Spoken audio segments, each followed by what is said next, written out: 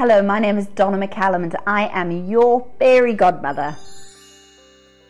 And I am really excited to be sharing with you one of the most fundamental things that has happened to me, not only this year, but in my lifetime around my dreams and goals and manifesting. So at the end of last year, instead of listening to the advice that I give you, I didn't do that. And often I give you tips and tricks and tools around manifesting your dreams and goals. And often people will be in my workshops or my courses and they'll say to me, you know, Donna, how is it possible for me to live my dreams? What about the money? Maybe I need to make the money first and then I can go and do what I love. And I always say to them, no. Go and do what you love and then the money will magically follow. And I've seen this time and time again in my life. But it was almost like at the end of last year, I forgot my own advice. And one of the big dreams that I've wanted to manifest is writing my second book. And I've been really excited about it. And I thought I need to carve out time. And so I sat down with my business partner in December last year and I said to her, Timmy, we need to sit down. We need to work out how to make lots of money in January and February so that I can take winter off to go and write my second book. You see, I wasn't listening to my own advice. I should have just started writing the book and then the money was going to follow, right? So instead of listening to my own advice, I was like, fine. So Timmy and I came up with a plan. And in January and February, I raced around the country. I did media interviews. I did workshops. I started courses.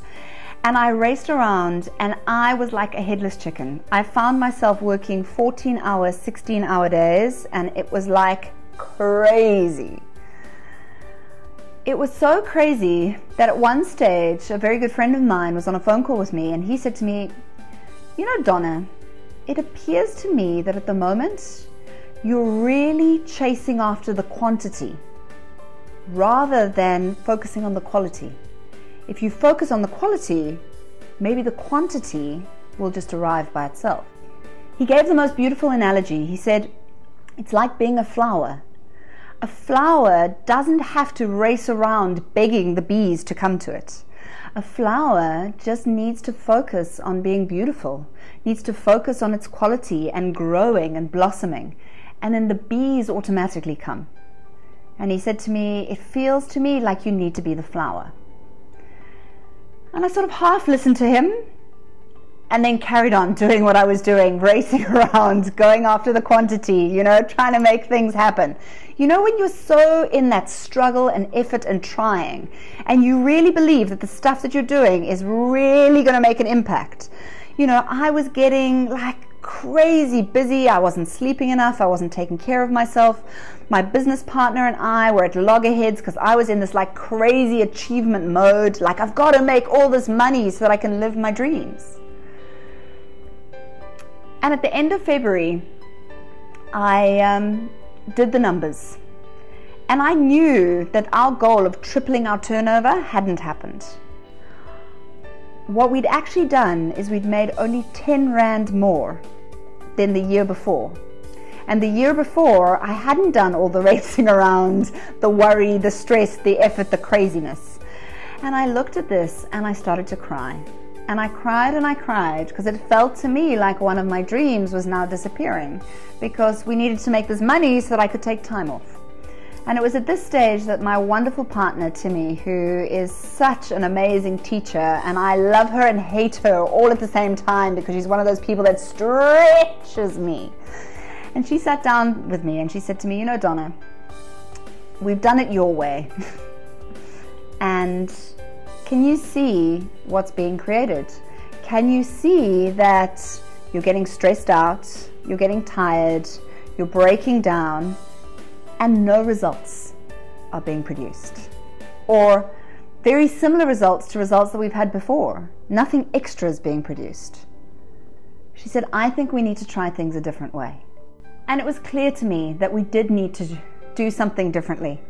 And she said to me, you know, Donna, there is a wonderful, wonderful world that we believe is possible, that I teach about, that I teach you about, this world of effortlessness and ease and abundance and flow.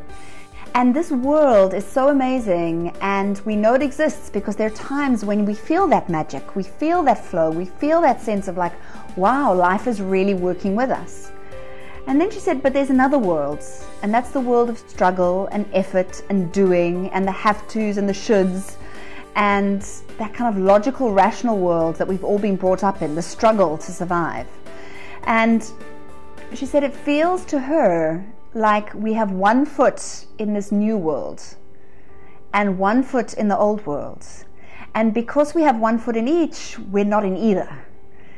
We're kind of in between.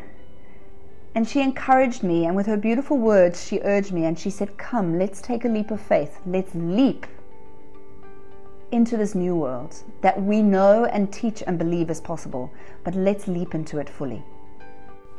So next week, I am going to share with you about this beautiful world that Timmy, Marissa, and I have leapt into. It's what we call our flow experiment. So please tune in and watch next week's video.